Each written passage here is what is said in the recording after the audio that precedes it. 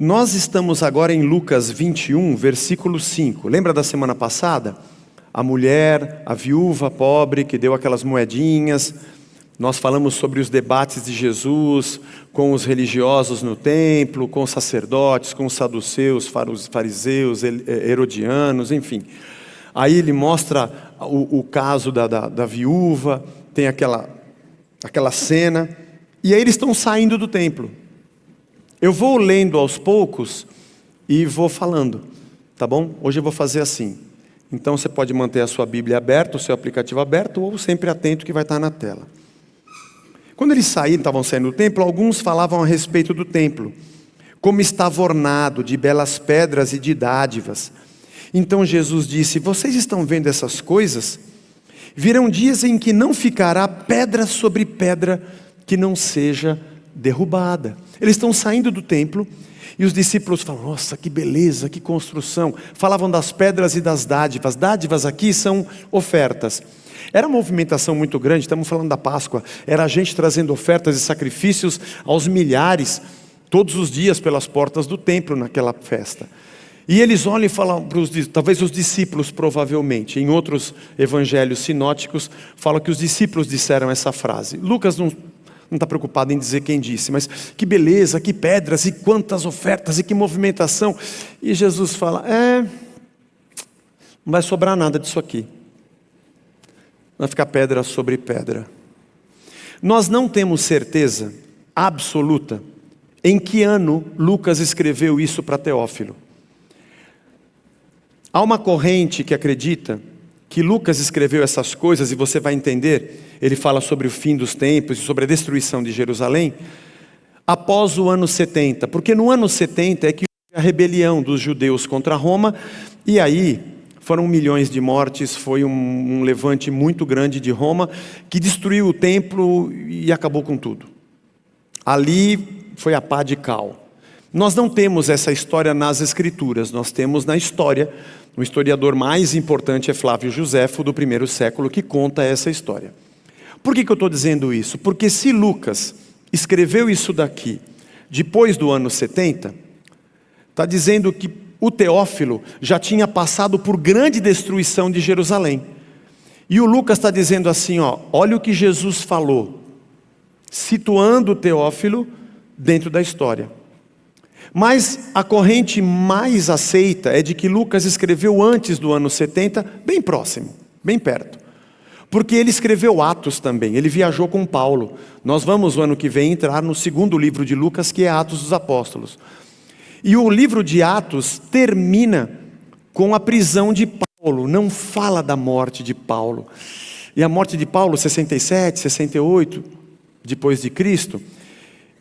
Então pode ser que ele tenha, é bem aceito que ele escreveu antes. Então Lucas está contando isso para Teófilo num momento tenso, está se aproximando a grande destruição de Jerusalém, e Jesus já está dizendo isso aos discípulos, isso aqui não vai ficar não. Você que lê a Bíblia e lê o Evangelho, você já percebeu que quando você tem um profeta pregando ou falando alguma coisa, a palavra que ele fala geralmente tem mais de um significado na interpretação. Então, Isaías falava do inimigo que viria, da destruição de Jerusalém e da restauração do reino, a nova Sião, e novos céus e nova terra.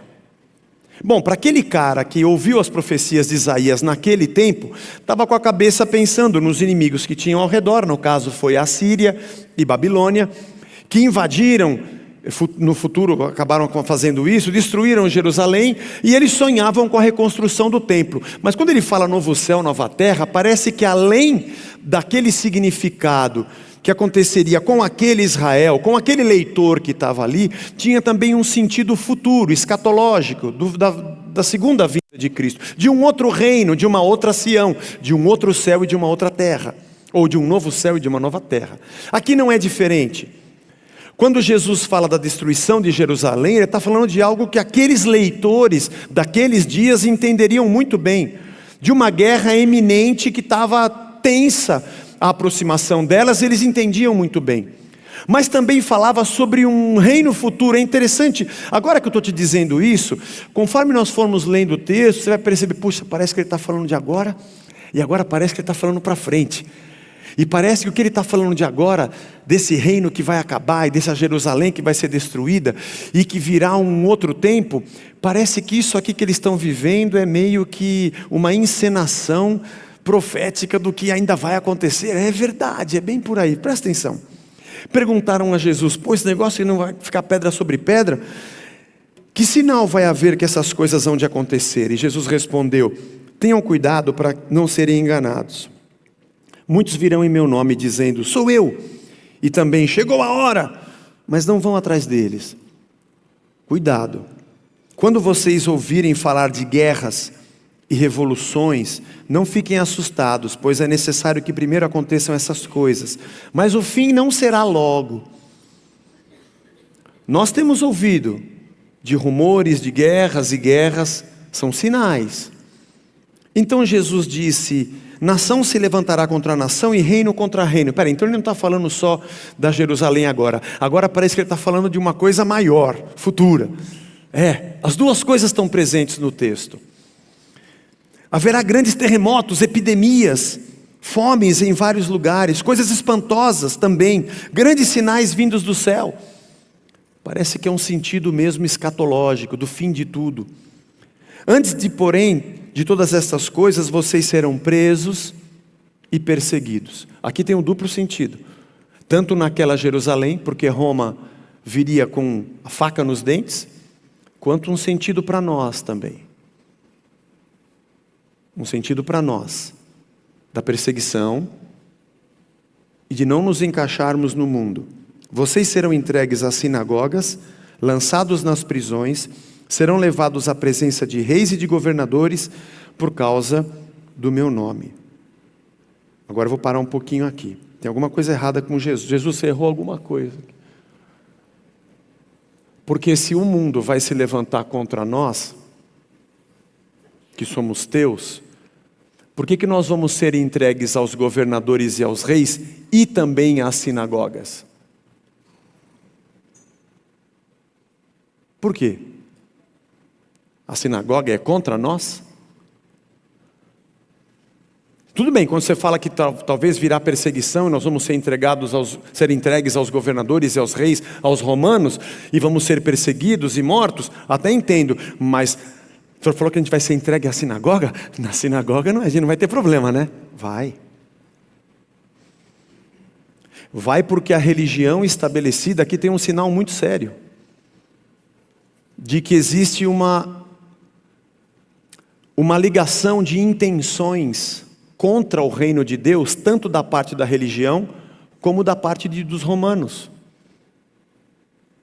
Jesus não disse isso à toa, e nós temos agora passado por várias passagens, falando sobre a religião daquela época, e como que saduceus, fariseus e escribas, na sua hipocrisia, falavam de Deus sem ter Deus, e aliás perseguiram o próprio Cristo. Mais à frente nós vamos chegar no texto, que foram os sacerdotes que foram atrás de Pilatos para crucificar Jesus. Religião não é sinônimo de cristandade, nem de fé cristã. Religião não tem a ver com o fato de crermos em Cristo. A religião não necessariamente fala sobre Deus. Aliás, religião não precisa nem de um Deus para existir. Tem até a igreja do Maradona. Não precisa de Deus. Religião, nos seus ritos, ela existe por si só. Pode não haver nenhuma entidade por trás daquilo, e na maioria das vezes não há. O próprio homem é a entidade. Ele cria os seus ritos, suas crenças, ele se emociona, chora e até milagres acontecem, sem que Deus esteja ali. Religião não é sinônimo de fé cristã. Portanto, tanto o poder estabelecido, Jesus disse, quanto a própria religião vão perseguir vocês. Isso acontecerá para que vocês deem testemunho, diz o versículo 13. Vocês vão passar por isso e vocês vão testemunhar do meu nome. Tomem, pois, a decisão de não se preocupar com o que irão responder, porque eu lhes darei palavras e sabedoria a que não poderão resistir nem contradizer todos que se opuserem a vocês. E vocês serão entregues, até pelos seus próprios pais, irmãos, parentes e amigos, e eles matarão alguns de vocês. Ô Zé, quando Jesus ou os profetas falam do fim dos tempos, da perseguição, da grande tribulação, quando ela começa? Bem-vindo, nós já estamos. Ela começou quando? Quando Cristo ressuscitou. Desde lá, já tem perseguição. Se você olha para o mundo hoje e acha que não começou a tribulação, leve-me ao seu líder. Onde você mora? Onde você vive? Pode ser que ela não seja tão intensa como é em alguns lugares quanto em outros, mas ela já existe. O que nós estamos assistindo é um agravamento do estado tribulacional, mas ele já está aí. Pais, irmãos e parentes vão entregar vocês e vão matar alguns de vocês. Então, Zé, o que a gente faz para impedir isso aqui? Não, sua pergunta está errada, essa pergunta não existe. Jesus já falou, isso já está acontecendo e vai acontecer. A pergunta não é o que eu faço para impedir isso. A minha pergunta é, você está pronto para isso? Você está pronto para ser um cristão? Um seguidor de Cristo em meio a isso? Essa é a pergunta que você deve responder. Versículo 17, todos odiarão vocês por causa do meu nome, mas não se perderá um só fio de cabelo da cabeça de vocês. No original está escrito assim, o cabelo da cabeça de vocês não vai cair. Aqui é um sinônimo de cuidado, tá? Se aconteceu bem ou aconteceu mal, relaxa. Só acontece porque eu estou permitindo, não se preocupem. Está tudo certo, tá? O fato de ter tribulação não significa que não existe Deus, eu estou aqui. Mas vai acontecer. E é pela perseverança de vocês que vocês ganharão a sua alma. Eu queria ler 2 Tessalonicenses, não está na tela, só ouve e anota para você ler em casa. 2 Tessalonicenses 2, de 1 a 4. Ouve bem, ó, abre os seus ouvidos. Paulo está fazendo um eco do que Jesus disse. Ele diz assim, irmãos, no que diz respeito à vinda de nosso Senhor Jesus Cristo e à nossa reunião com Ele, pedimos que vocês não se deixem demover facilmente do seu modo de pensar, nem fiquem perturbados, quer por espírito, quer por palavra, quer por carta, como se procedesse de nós, dando a entender que o dia do Senhor já chegou. O que ele está falando?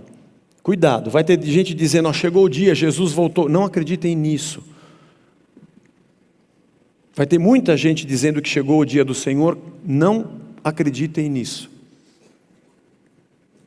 Ninguém de modo nenhum os engane, porque isso não acontecerá antes, não acontecerá sem que primeiro venha a apostasia, seja revelado o homem da iniquidade, o filho da perdição, o qual se opõe e se levanta contra tudo que se chama Deus, ou é objeto de culto, a ponto de assentar-se no santuário de Deus, apresentando-se como se fosse o próprio Deus. Antes de tudo isso acontecer, vocês vão ver a apostasia. A palavra apostasia aqui, ela é irmã da palavra divórcio no grego. Apostasia é separação. Antes dessas coisas definitivamente acontecerem, vai ter muita gente que vai se divorciar de Deus. Nós temos que estar prontos como Casa da Rocha, porque um dia pode ser que a gente mude daqui para um lugar bem menor. Bem menor. Onde só as pessoas que vão dizer, eu continuo com Cristo mesmo tomando porrada e sendo perseguido, vão permanecer. Não sei se a nossa geração, apesar de que a gente já sente muito isso hoje, talvez nossos filhos, netos, vivam mais essa realidade. Todos odiarão vocês. Paulo diz, antes que surja a apostasia e o homem da iniquidade. O homem da iniquidade aqui não é uma pessoa, um indivíduo, é o ser humano do pecado, é assim que está no original. O ser humano do pecado. O ser humano completamente vazio de Deus. Antes que venha o tempo em que o ser humano se levante contra tudo que se chama Deus, como Paulo diz, ou é objeto de culto, assumindo ele o lugar do próprio Deus no templo. Quanto mais o tempo passa, mais o ser humano se coloca no lugar de Deus no templo. Ele é o centro do pensamento, ele é o centro da razão, ele é o centro das escolhas. Eu quero saber se Deus aceita ou não aceita quem eu sou e o que eu faço, porque é Deus que se adequa às minhas escolhas e não eu que me converto a Ele. Eu quero um Deus customizado, montado, segundo aquilo que eu desejo. É um Deus que eu mesmo crio, na verdade sou eu mesmo. E Paulo diz, esse cenário de tudo que se levanta contra Deus é que vocês vão enfrentar. E é exatamente a mesma coisa que Jesus disse: todos odiarão vocês por causa do meu nome. Eu sempre brinco que eu acho que de verdade Deus deve estar aqui com a gente nesses dias todos sendo igreja na nossa geração, porque eu nunca imaginei de pregar isso, vou separar esse texto, eu vou fazer uma conta para esse texto cair bem na véspera do dia da eleição. Não fiz, mas caiu. Então acho que realmente deve ser alguma coisa de Deus ou loucura da minha cabeça.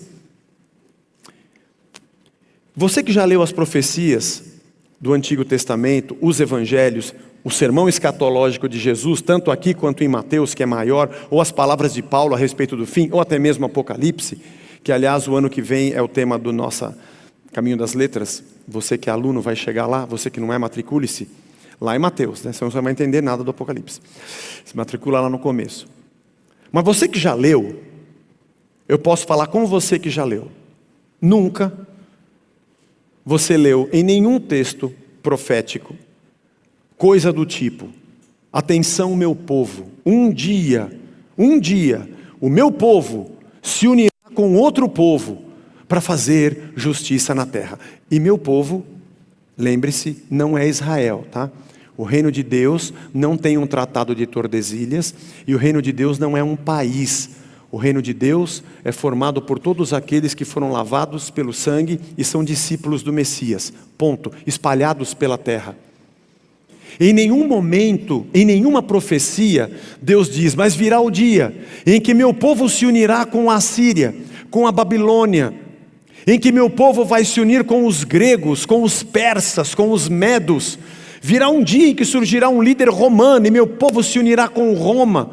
Meu povo se unirá com a Alemanha, e eu levantarei um homem chamado Adolf, e ele vai defender o meu nome. Meu povo vai se unir com uma lógica de governo humano. Não há nenhuma profecia que diz que o povo de Deus precisa de um aliado de poder humano para se perpetuar na terra.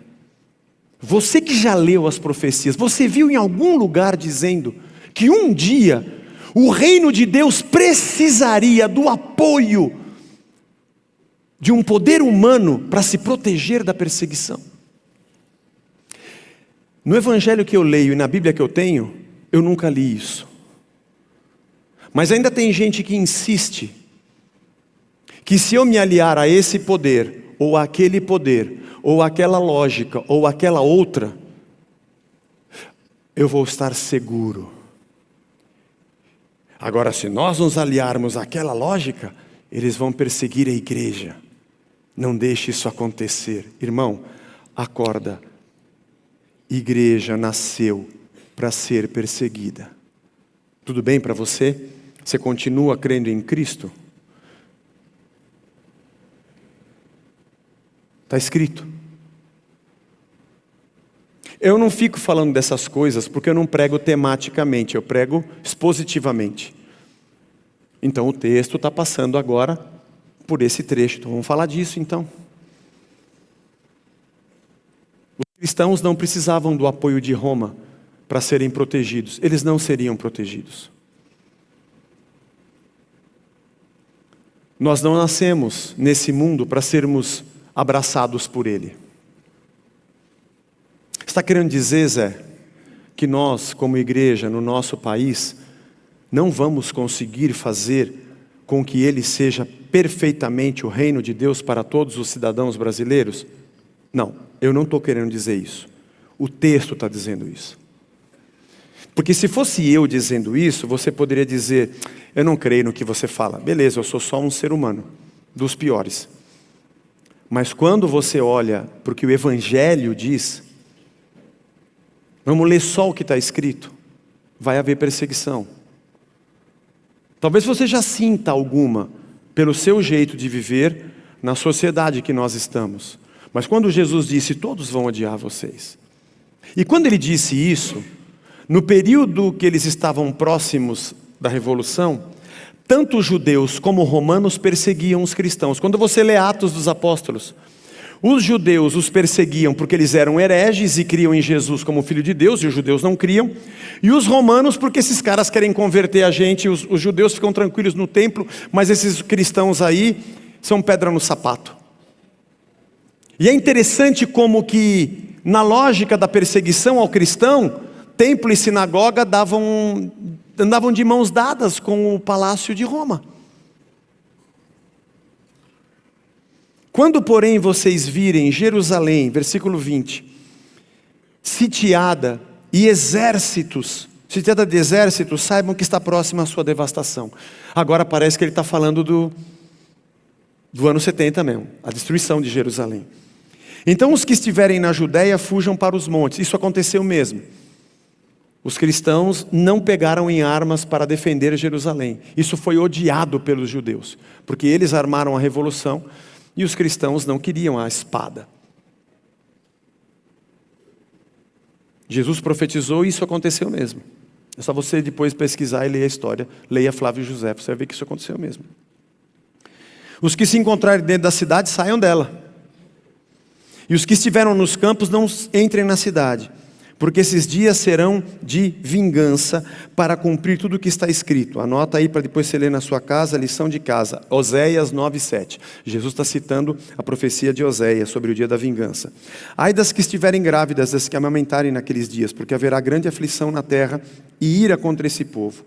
Cairão a fio da espada e serão levados cativos para todas as nações, até que os tempos dos gentios se completem e Jerusalém seja pisada por eles. Ele está citando Isaías 63:18. Essa Jerusalém aqui vai cair. Ô Teófilo, se prepare, tá bom? Mas olha, não entre na lógica deles, ainda que isso te custe a vida. Muito da fé dos dias de hoje te ensina a fazer o seguinte: preserve a sua vida e abrace uma das lógicas existentes, mesmo que isso faça você negar a sua fé. E a lógica de Cristo é: preserve a sua fé, mesmo que isso custe a sua vida.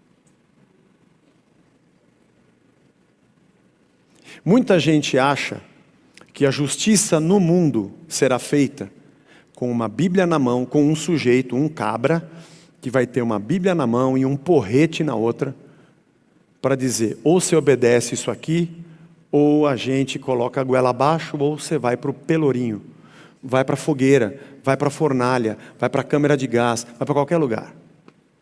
Isso já aconteceu na Idade Média. Essa história é cíclica, ela se repete. Quando o império invadia um país, a igreja vinha com o seu estandarte, a sua fé, e as pessoas eram obrigadas a virar cristãos. A igreja fez muitas atrocidades durante a história. Muitas Joana d'Arc foram queimadas por serem hereges e não aceitarem a palavra do Santo Padre e o domínio da Santa Igreja. Essa junção do poder da força humana com a força religiosa é uma bomba atômica. Isso aqui é uma nitroglicerina. Isso explode. É por isso que a reforma protestante, em inúmeras contribuições, veio trazer para nós a consciência do sacerdócio universal do cristão, de que cada um de nós entendemos e conduzimos a nossa vida aos pés de Cristo.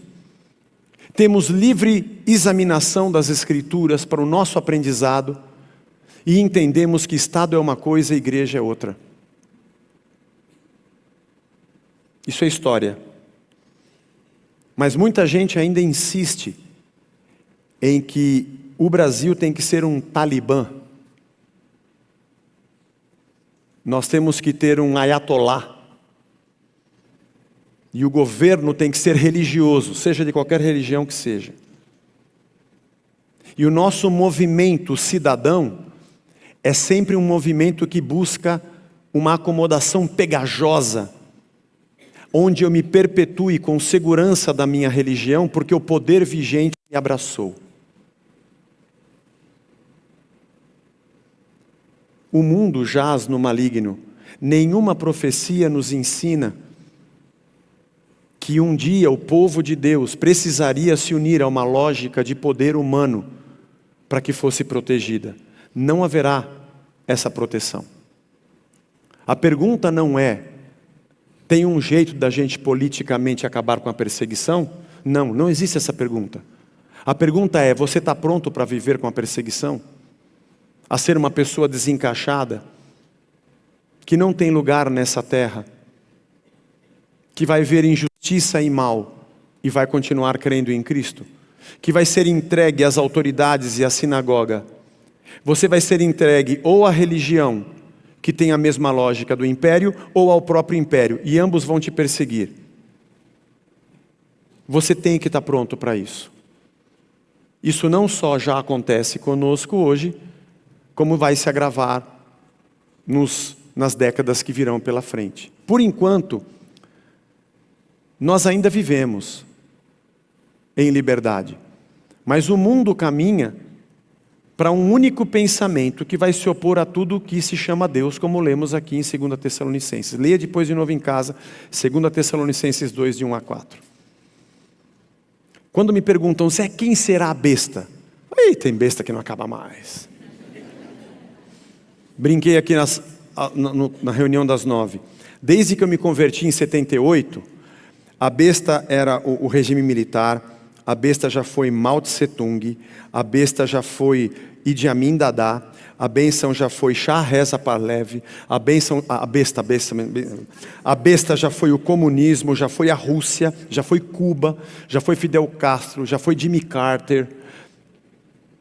Todo mundo quer ter a revelação de quem é a besta e não percebe que é um espírito, é um pensamento coletivo, é uma lógica de vida humana na ausência de Deus, que se levanta contra tudo que se chama Deus. Que é a ausência de Deus que vai nos oprimir, porque não há lugar mais para aquele que diz que crê em alguma coisa que a gente não vê. E esse é o poder sob o qual a terra vai viver. Quando o João em Apocalipse diz que quem não tiver a marca da besta não vai poder comprar, não vai poder vender, não vai poder comercializar, é porque ele vai ser excluído dessa sociedade. Não vai ter vida, porque você não cabe aqui, você não é como nós. Portanto, entender o reino de Deus é ter um governo dentro de si. É ter um governo dentro de nós pelo Espírito. Obviamente que como cidadãos a gente vai ter que, no mundo decaído, onde jaz no maligno, e que não há guerra do mal contra o bem, mas apenas o mal, a gente faz nossas opções cidadãs que mais se aproximam do que a gente entende de reino, porque quem nos governa é o reino. Nossa ética, nossa educação, nossa honestidade, onde nós pautamos as diretrizes da nossa vida, estão no reino de Deus. Aí Jesus parece que fala de alguma coisa mais futura. Haverá sinais no sol, na lua, nas estrelas. Ele também está citando Isaías 13:10, Ezequiel 32:7, Joel 2:31. São textos que falam sobre o abalo dos céus, textos proféticos do Antigo Testamento, que já falavam lá do futuro, do final dos tempos. Sobre a terra haverá angústia, entre as nações em perplexidade, por causa do bramido do mar e das ondas. Ou seja, a terra vai ser abalada. Pessoas vão desmaiar de terror pelas expectativas das coisas que sobrevirão ao mundo, pois os poderes do céu serão abalados. Então, com certeza, ele está falando do futuro mesmo. Então verão o Filho do Homem vindo numa nuvem com poder e grande glória. Ora, quando essas coisas começarem a acontecer, levantem-se, fiquem de cabeça erguida, porque a redenção de vocês se aproxima. Cabeça erguida, irmão. Cabeça erguida. Eu sou de Cristo. Eu sou de Jesus, eu creio no reino. Eu creio nessa justiça, eu creio nesse amor, eu creio nessa misericórdia.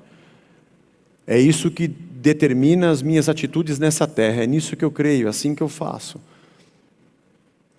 Ainda que isso me custe. Ainda que isso me custe aonde eu estiver. Porque no dia em que eu tiver que negociar meus princípios do reino para ter segurança na terra, eu já fui derrotado pelos princípios da terra. O dia que eu precisar abrir mão dos meus valores para me acomodar a um ideal humano, eu já fui derrotado por eles. Ainda que eu me perpetue de pé. Eu fico de pé no reino de Deus. Por isso Jesus diz nos versos seguintes, vou contar uma parábola para vocês. Olhem para a figueira, é para todas as árvores. Quando vocês veem que começaram a brotar, vocês mesmos sabem que o verão está próximo. Vai olhando o fruto, ele está amadurecendo. Não chegou o verão, mas está chegando. Preste atenção. Assim também quando virem acontecer essas coisas, saibam que está próximo o reino de Deus. Em verdade lhes digo que não passará essa geração sem que tudo isso aconteça. Aqui ele está falando de Jerusalém no ano 70 mesmo. Vocês que estão aqui ouvindo, inclusive você, Teófilo, vai assistir essas coisas. Passará o céu e a terra e as minhas palavras não passarão. Pode crer, isso vai acontecer. Tenham cuidado para não acontecer que o coração de vocês fique sobrecarregado com as consequências da orgia, da embriaguez, das preocupações com esse mundo, para que aquele dia não venha sobre vocês repentinamente como uma armadilha. Não fiquem entorpecidos pela lógica dessa terra, pelo que se bebe, pelo que se come, pelos prazeres que esse mundo tem. Essa não é a sua saída. A segurança da sua vida não está nessas escolhas. Ela transcende, ela está fora dessa existência. Olha para os céus. Em outro trecho, Jesus disse: quem quiser salvar a sua vida vai perdê-la. Mas quem estiver pronto para perdê-la vai ganhá-la. Tudo bem? Você está pronto para perder a sua vida? Suas decisões e escolhas? Você está pronto para perder os seus prazeres? Quando vier Roma, não vai ter seu direito não. Você vai para a cruz, você entendeu? Você pode escolher se curvar a César e ao imperador, e ele te protege. E você vai se curvar a uma lógica para preservar a sua vida, ainda que você perca a sua fé. Ou você vai escolher ficar de pé e preservar a sua fé, ainda que isso custe a sua vida. Por isso que no final dos tempos o amor de quase todos esfriará, disse Jesus. Ser cristão não é para qualquer um. Apesar de que muita gente usa as páginas da Bíblia para dar razão ao seu abraço às lógicas da terra, com textos isolados e versículos fora de contexto, o que Jesus disse é que a gente não tem lugar nessa terra. Você está pronto para isso? Avisa que domingo que vem a gente põe menos cadeira e o aluguel daqui aumentou, a gente vai para um lugar menor.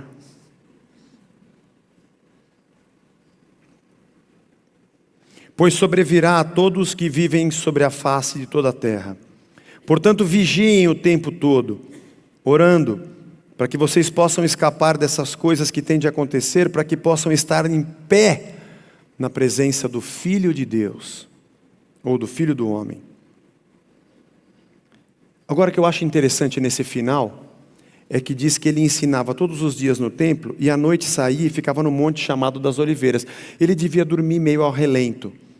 Eram os últimos dias de vida de Cristo. E de madrugada o povo vinha a ter com ele no templo para ouvi-lo. Mesmo ele dizendo, é pau. Mesmo ele dizendo, vocês vão ser odiados. Vamos voltar ao discurso lá de trás, que a gente vem longe aqui de Lucas. Mesmo ele dizendo, negue-se a si mesmo e tome a sua cruz. Mesmo ele dizendo, jogue fora os teus prazeres e creia no meu reino. Mesmo ele dizendo, não se adeque ao que você está vendo, aos padrões que a vida te oferece. Morra para isso. Mesmo ele dizendo, se vocês crerem em mim, tanto a religião quanto o império vão vir contra vocês. Aleluia. Tinha gente que ficava até entardecer quando ele ia descansar, e de madrugada já ia querer ouvir de novo. São aqueles que fugiam da obviedade, da aceitação do que estava ao redor deles. Era óbvio que o melhor era babar ovo para César.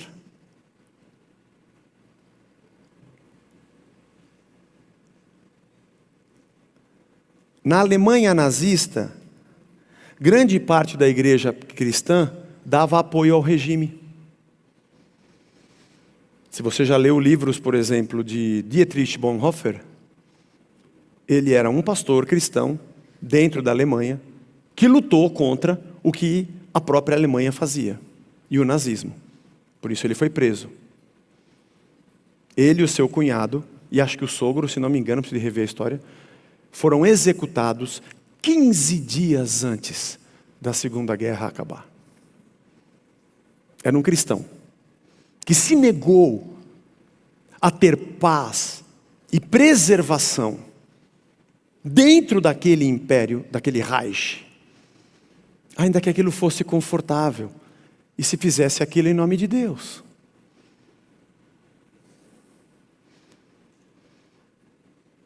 Por isso que a pergunta não é, Zé, o que a gente faz para evitar a tribulação? Essa pergunta está errada, ela não existe, não tem como evitar. A pergunta é outra. Quem são as pessoas que olham para tudo isso e dizem, amém, vou viver no meio disso, entendendo que o reino de Deus tem outro tipo de pensamento, sendo alguém que as atitudes, que as ações e reações diante do mundo não são provenientes de um pensamento econômico, social, político, identitário, qualquer que seja, mas do reino.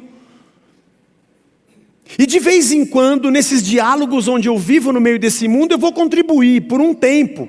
Em algumas situações, eu vou poder dizer, olha, eu creio nisso e acho que isso é justo.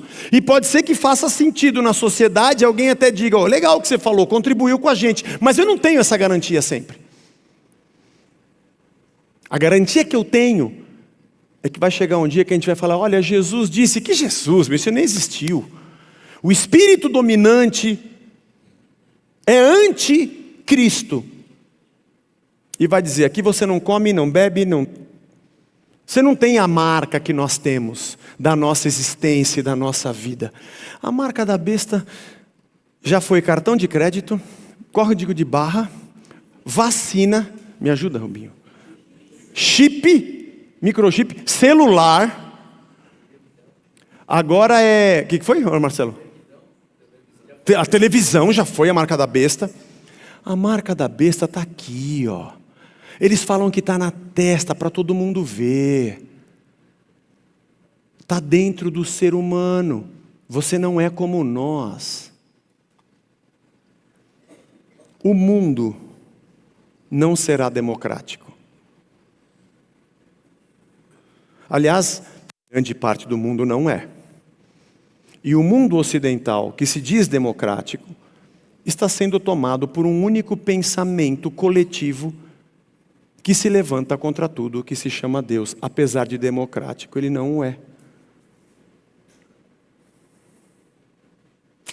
A luta do bem contra o mal é uma fábula. O reino de Deus não está lutando contra o mal. Porque Jesus, com o sopro da sua boca, destruirá Satanás. Ele não precisa de lutar contra o mal. Ele só faz um... Pronto, te afoguei. Jesus não precisa lutar contra o mal. Aliás, o mal está morto. O problema é se nós vamos nos entregar a uma lógica morta ou a uma lógica viva. E sermos servos de Deus. Muito bom passar por esse trecho. Eu não fico pensando assim, eu vou chegar no domingo, fazer uma pregação sobre o fim dos tempos, aí que o povo vai tremer, aí vão ficar crente. Não, irmão, você sabe que eu não faço isso. Aliás, eu não fico pensando, vou pregar tal coisa para poder... Não. Nós estamos vindo de Lucas, essa acho que é a 72ª pregação, se não me engano, ou 73ª em Lucas. São 72 ou 73 domingos que a gente está falando desse texto, trecho a trecho. Bom, calhou tinha que passar, não ia pular, né, irmão? Eu não forço a barra para fazer, mas também não fico pulando para não fazer. Irmão, se você for da Casa da Rocha e continuar aqui, nós já fizemos 1 Coríntios, já fizemos Gálatas, Efésios, já fizemos Filipenses, já fizemos o Evangelho de Marcos, agora estamos em Lucas. Eu espero, antes de eu morrer, eu poder passar todo o Evangelho várias vezes, se Deus quiser, e a gente vai falar de tudo que tem que ser falado. Porque nós precisamos ouvir tudo que o reino tem para dizer para nós. Nós só não podemos dar ouvido àquilo que não é vida. Isso não estou falando para você ter medo. Eu não amo a Deus porque eu tenho medo de Satanás. Eu amo a Deus porque eu amo a Deus. Mas o que vai acontecer no fim? Bom, vai acontecer. Eu nasci. Você nasceu, né? Você vai envelhecer, sabia? Já estamos. Você sabia? As doenças vão aumentar no seu corpo, você sabia? Vão. Por causa de alguma delas você vai morrer. Ou talvez a gente dê sorte de passar por um acidente de atropelamento drástico. Sim, meu irmão, eu não estou falando, não é piada. Você não vai sofrer. Você não vai ficar 2 meses, talvez, ali lutando. Já pensou? Puf, estou no céu. Já pensou, irmão? 2 tomatinhos que vêm rolando e caíram da feira. Já viu essa piada? Olha o caminho. Qual o caminho? Pronto. Era o caminhão, não deu tempo de falar. Quando ele falou, olha o caminho. Atropelou os 2. O que eu estou querendo dizer é que nós somos maduros, gente. Nós sabemos o mundo que a gente vive. É por isso que eu dou muita importância para isso aqui. Dá valor. Porque você vai sentir falta disso aqui. Dá valor. Aqui é dica pastoral. Teófilo, o bicho vai pegar. Você já está sentindo que a coisa está ruim. Fica firme, fica de pé. Cuidado com a lógica da religião. Cuidado com a lógica do poder. Permaneça no reino. Mantenha a sua fé, ainda que isso te custe a vida. Viva o reino onde você estiver. Às vezes vão te ouvir e você vai contribuir. Em outras vão te perseguir e você vai sofrer. Mas o teu cabelo é meu. Eu estou cuidando de você. E quando acontecer uma coisa difícil, não ache que é porque eu não estou com você. É porque esse é o curso natural. Depois do pecado, a terra caminha para o fim, mas eu estou com você. Enquanto a gente tem isso aqui, dê valor a isso aqui. Dê valor. Dê valor à nossa vida como corpo, como igreja, enquanto a gente tem isso aqui.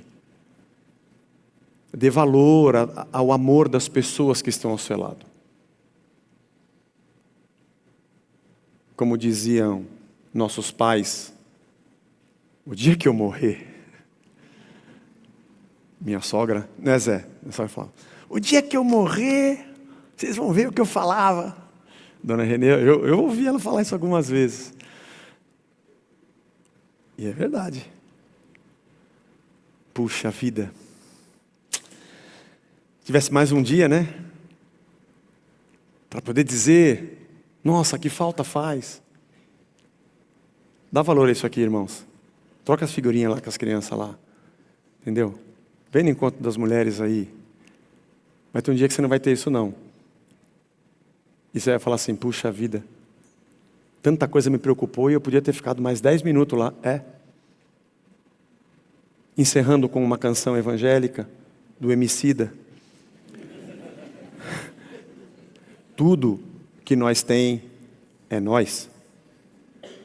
O reino, a vida como irmãos. Deus nos abençoe. Vamos ficar de pé? Desculpe ter estragado o seu domingo. Você não queria falar sobre morte, destruição, nem sobre grande tribulação. Você não saiu de casa para cá. Mas se você tivesse lido antes o texto, você não vinha. Ih, já viu que ele vai pregar. Vou só no outro domingo. Senhor, obrigado pela tua palavra. E obrigado pelo teu evangelho. Todo dia nós somos tentados, Senhor. Tentados a abraçarmos um pensamento dessa terra.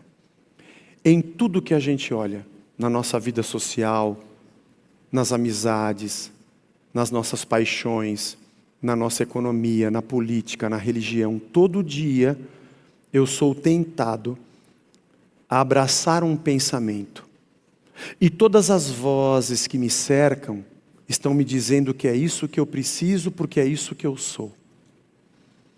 E eu me esqueço que eu sou o que eu sou a partir de Ti, e eu sou o que eu sou porque o Senhor habita em mim. Todo dia a gente é tentado. Todo dia tem alguém tentando nos engolir e nos devorar e dizer: agora você é meu, fique aqui que você não morre. Mas o Teu reino é um lugar da morte, Senhor. Esse é o evangelho da cruz. Eu preciso repetir agora de novo, Senhor: estou crucificado com Cristo, e não vivo mais eu, mas Cristo vive em mim. Nós precisamos, Senhor, tomar essa decisão. Nos ajuda. Ainda que isso nos custe, nós vamos permanecer no evangelho. Eu prefiro, ainda que eu perca garantias de segurança nessa vida, estar de pé mantendo a minha fé. Eu não quero, para ter segurança nessa vida, perdê-la, perder a minha fé. Nos fortalece e que esse texto possa nos ajudar na decisão de que eu continuo com Jesus. Estamos a uma semana das eleições, Senhor, e é tanta gente falando tanta coisa. Nos liberta disso, Senhor. Somos livres, na plena convicção de que nenhuma das nossas escolhas é pecado, ao mesmo tempo que nenhuma delas é a solução. Então estamos tranquilos para dizer, Senhor, que nós somos Teus. Nos ajuda a educar os nossos filhos nesse mundo perdido. Nos ajuda a nos manter como Teu povo, com tantas vozes ao nosso redor. E nos ajuda, Senhor, a, no temor do Seu nome, pautarmos a nossa vida, custe o que nos custar. Abençoa a nossa semana, que a alegria da Tua presença seja a nossa força, a alegria do Teu reino seja o nosso combustível de vida, a nossa comunhão nos fortaleça e a Tua presença nos dê paz a cada dia. A paz que excede todo entendimento humano. Nem a sinagoga e nem César podem me dar essa paz, ainda que eu morra. Nós colocamos a nossa vida nas Tuas mãos, em nome de Jesus. Amém e amém. Deus te abençoe. Você que nos visitou, você que nos assiste, um bom domingo, uma boa semana, vá na paz do Senhor. Abraço, irmão. Abraço o Rubinho e a Joyce. E até domingo que vem.